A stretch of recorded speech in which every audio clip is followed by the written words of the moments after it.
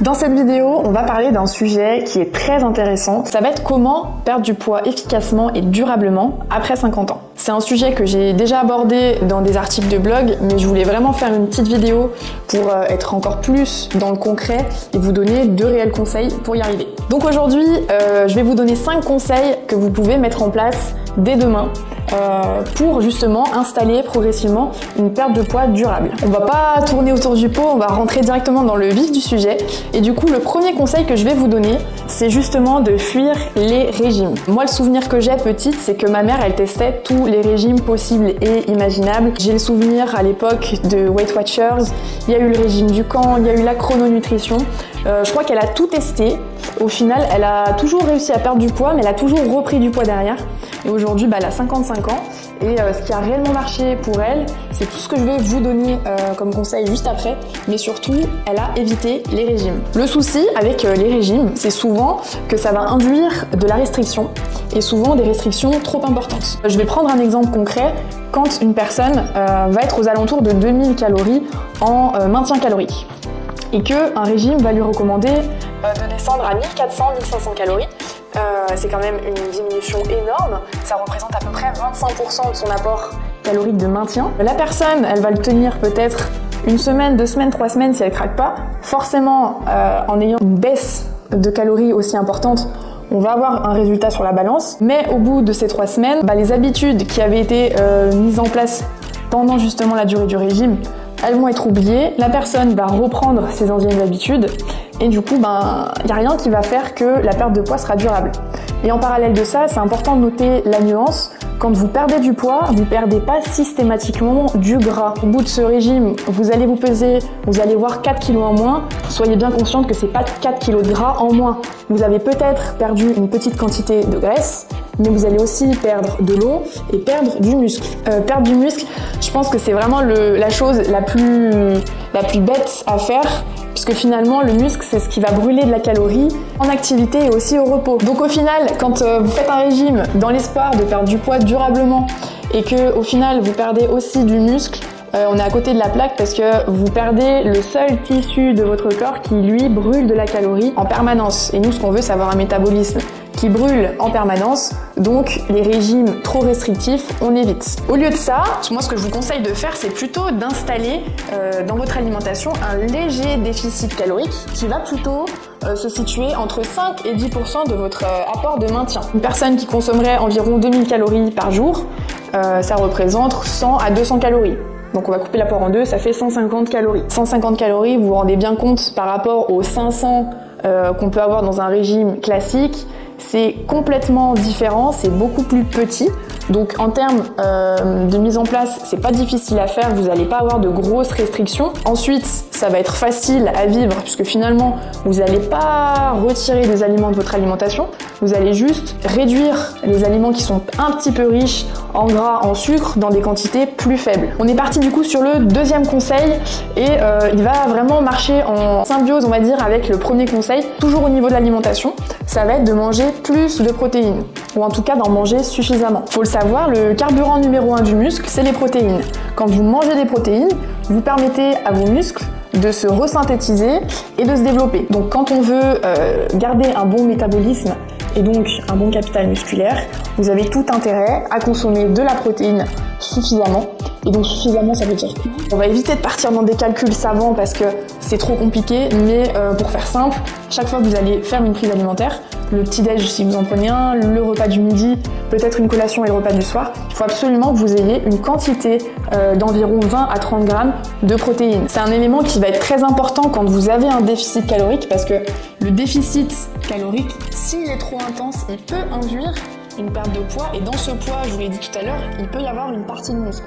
Donc pour être sûr de perdre vraiment du gras et de préserver votre masse musculaire, vous avez ce léger déficit calorique, mais en parallèle, il faut avoir suffisamment de protéines pour nourrir et entretenir vos muscles. Le 3e conseil, et là cette fois-ci on va partir sur tout ce qui concerne l'activité physique et le sport. Ce conseil-là, ça va être de bouger tous les jours. Et surtout, là, je vais vous parler de la marche parce que c'est une activité qui est à la portée de tout le monde. Donc si aujourd'hui vous débutez, que vous n'avez pas forcément de matériel chez vous, que vous n'avez pas de salle de sport, mais que vous avez simplement une paire de baskets, vous pouvez marcher tous les jours Le minimum syndical, c'est 20 minutes, mais idéalement, 30 minutes par jour. On a tous 30 minutes de temps libre dans notre journée.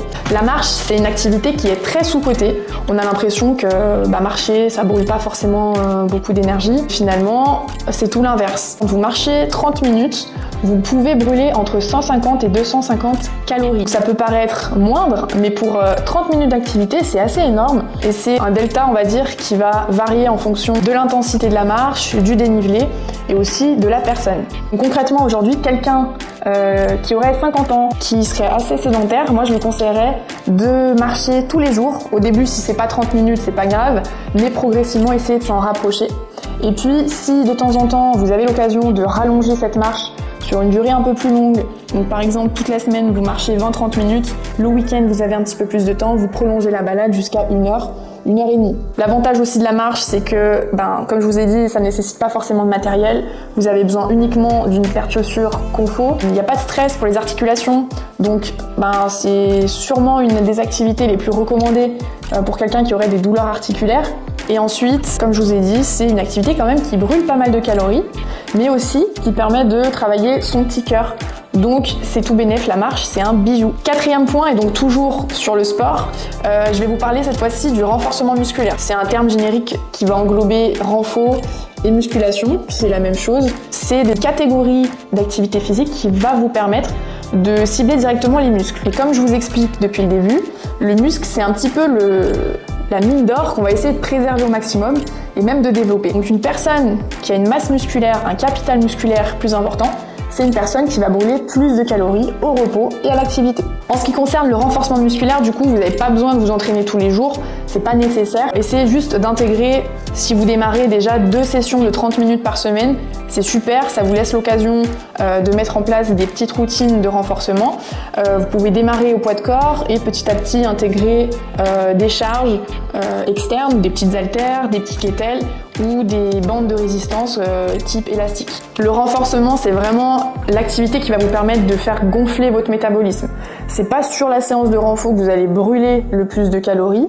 Par contre, ça va vous permettre à terme d'en brûler encore plus sur l'ensemble de votre journée. Le dernier conseil que je vais vous donner, c'est ni du sport ni de l'alimentation. On va dire que c'est un 3e point qui va venir compléter tout ça, ça va être le sommeil et la récupération. Souvent, c'est un point auquel on pense pas forcément quand on pense perdre de poids, mais en fait c'est très très important parce qu'un mauvais sommeil, ça peut favoriser une prise de poids. Quand vous dormez mal, vous avez la sensation de la faim, de la satiété qui est complètement déréglée, vous avez plus de fringales et donc vous allez être plus susceptible de vous orienter sur des aliments gras et sucrés. Donc au contraire, si vous avez un bon sommeil, que vous dormez suffisamment, que vous avez un sommeil réparateur comme on dit, vous allez vous lever le matin déjà en forme, vous n'allez pas forcément avoir de coup de pompe dans la matinée.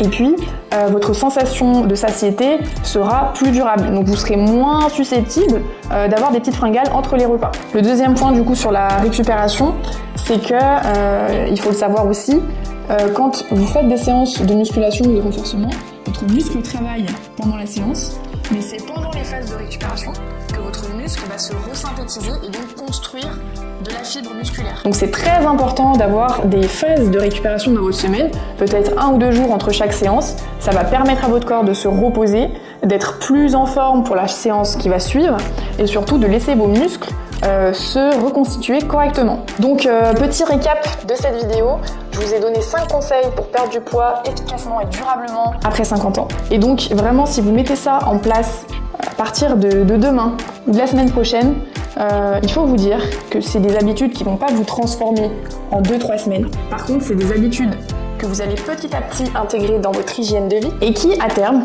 vont vraiment vous donner des résultats concrets. Dites-vous bien que perdre du poids, c'est pas quelque chose d'anodin. Quand vous cherchez à perdre 5 ou 10 kilos, ça doit prendre du temps. Ces kilos-là, vous ne les avez pas pris en 3 semaines, donc faut pas espérer les perdre en 3 semaines non plus. Ça nécessite qu'on mette en place des petits ajustements dans votre quotidien. Si vous faites ça, vous allez y arriver. J'espère que j'ai été assez claire et assez concrète dans ce que je vous ai expliqué. N'hésitez pas à mettre un petit commentaire si vous avez une question. Et puis, je vous dis à très vite dans une prochaine vidéo.